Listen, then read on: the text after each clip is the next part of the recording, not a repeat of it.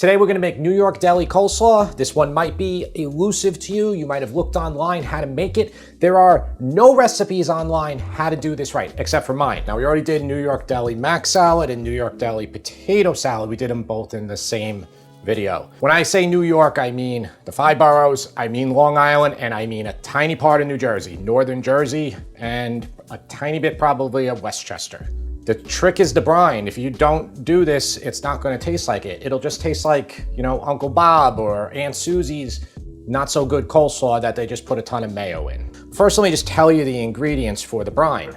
A half a cup of grated onion that I have right here. So basically when you grate an onion, it's gonna become like liquid, which is what this did. I just put it on that parchment paper kind of to show you guys, but you know, you could also just do this all over a large bowl. We also have 3 tablespoons of vegetable oil. That's right, vegetable oil, not olive oil. We have half a teaspoon of white pepper. White pepper tends to be a little stronger than black pepper, so you might want to back that off a little bit if you don't like too much pepper. 1 1/4 teaspoons of salt. That's just fine salt. This is 1/3 cup of sugar. A couple people ask me why it's brown. This is just raw sugar. It's the same thing. You could just use white sugar too. It's all the same thing. We have 1/3 cup of white vinegar, white distilled vinegar. That's it. Then 1/3 cup of water. Almost every deli will not put carrot in it. I just did a little bit of shredded carrot today just to give it a tiny bit of color. And then the cabbage. We're gonna shred this with a mandolin. I'm gonna show you how to do it. And then the final ingredient, the other secret ingredient, is mayonnaise. Hellmann's mayo. A lot of people were saying in the comments, you screwed it up, you had to use Duke's. No deli will ever serve it with Duke's or with Korean mayo or anything. They're gonna be using this.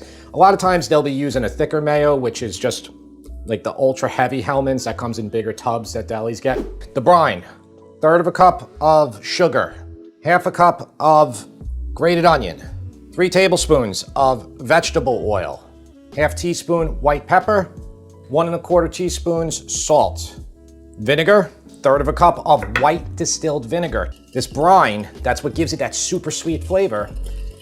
It needs to kind of saturate the coleslaw overnight. Okay, mandolins, knives, cabbage, let's be safe here. So for the cabbage, you want to peel off this outer bit of old stuff. All right, so cabbage cut in half, this core right here. Listen, you can eat this if you want, but I prefer just to take it out for this coleslaw. So look, I'm just cutting it out, like with a V, okay? Just that. You need to be able to fit this on the mandolin. So I'm gonna show you here. This is a large mandolin that I have. This is a 6-inch, I think it's 6 inch or 5 inches across. You need to make sure that this is gonna fit, and it's a little wider than that. It's gonna cut it into pieces. And you want this to be really thin.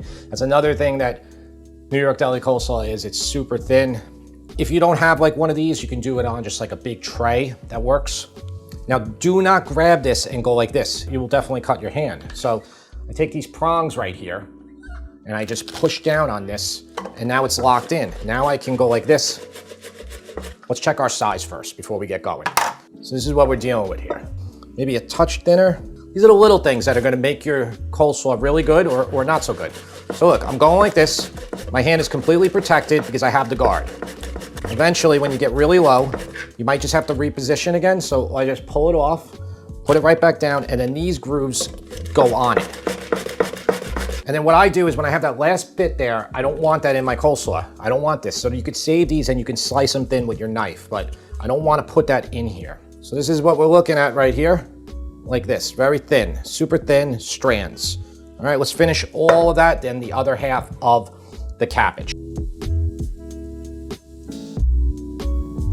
All right, so I'm just whisking this one more time.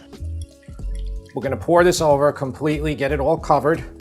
Okay, most of that thick goop you're seeing there is the onion, that grated onion. Tongs, and then just really get that onion, everything distributed. So really work it here. Do the best you can to really coat this. The trick about this, cover this now, and then before you go to sleep, mix it up again to get it to coat. What's gonna happen overnight, the cabbage itself is gonna release so much of its liquid. So let's really coat this. Forgot the carrot. Now, this is if you want the carrot. If you don't want the carrot, don't use it. So you can see I just used a very tiny bit, probably about a half a cup of shredded carrot. I just want to show you, this is the 24-hour one. So I did this one, actually not even 24 hours. I did this one probably last night. There is a ton of liquid in here, just a ton of liquid.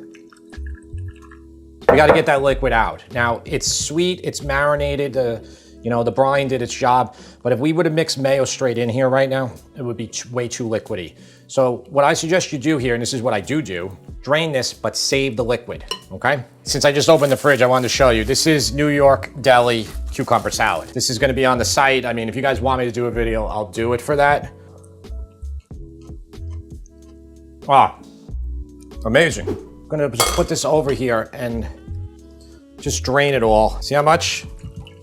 So you're getting the brine, all the brine pretty much, and you're getting a lot of the liquid from the cabbage itself. You can just kind of press it through, or you could just give it some gravity for about 10 minutes. The mac, the potato, and the coleslaw all utilize essentially the same brine. Proportions are a tiny bit different. The mac, because it's pasta, it absorbs all the liquid. So you don't have any liquid to drain. Potato, you have to drain some of it, but the cabbage, you have the most to drain. Okay, we're using Hellmann's, not Duke's. All right, no disrespect to Duke's. So we're starting with 3/4 of mayo, and we're gonna just mix this in. If you don't have enough, you just add a little bit at a time. I would say maybe a couple tablespoons at a time. Can you overdo the mayo? Yeah, you can, you really can. All right, and I will actually put a little bit more in here. That's a really good consistency. That is the type of grind that you're normally going to get on it.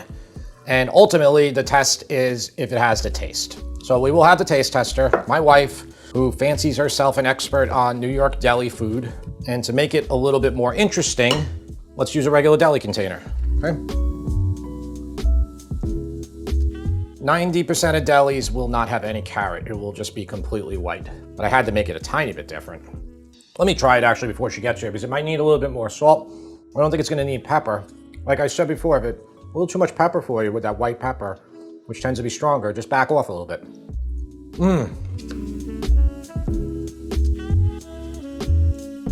Tara, thanks for being here. You're pretty knowledgeable about New York deli food. You did a whole hour and 10-minute podcast with me talking about New York delis. I told them that almost every deli you will go into, you will not see carrot in there, right? Yeah, it's mostly just cabbage. I like carrot in it. Yeah. It's good. It gives like a little bit of different texture. All right, so let us know what you think. Okay. I like it in the deli container. Well, you bought them. I know. But it makes it feel more like legit. You need it for the photo. What do you think? A little bit more mayo? No? No. That's exactly the flavor of a New York deli coleslaw. It's perfect. The cabbage is like paper thin. It's so good. I love the carrot because it gives a little bit of a thicker, more crunchier texture. The vinegar and the brine is just spot on. I'm rating this as a deli coleslaw. I give it a 10.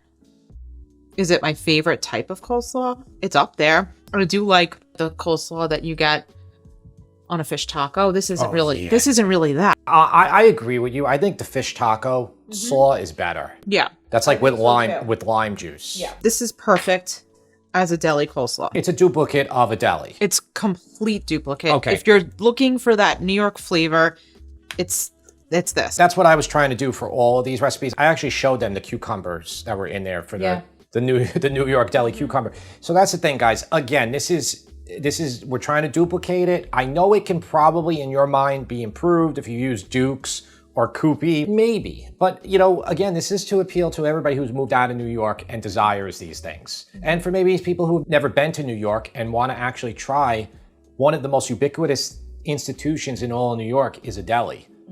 You know, that's like honestly just as much as a pizzeria or a bagel shop. That's true. Those are the three food institutions. Yeah. And then all the great restaurants, but that's, you know, there's great restaurants in every city.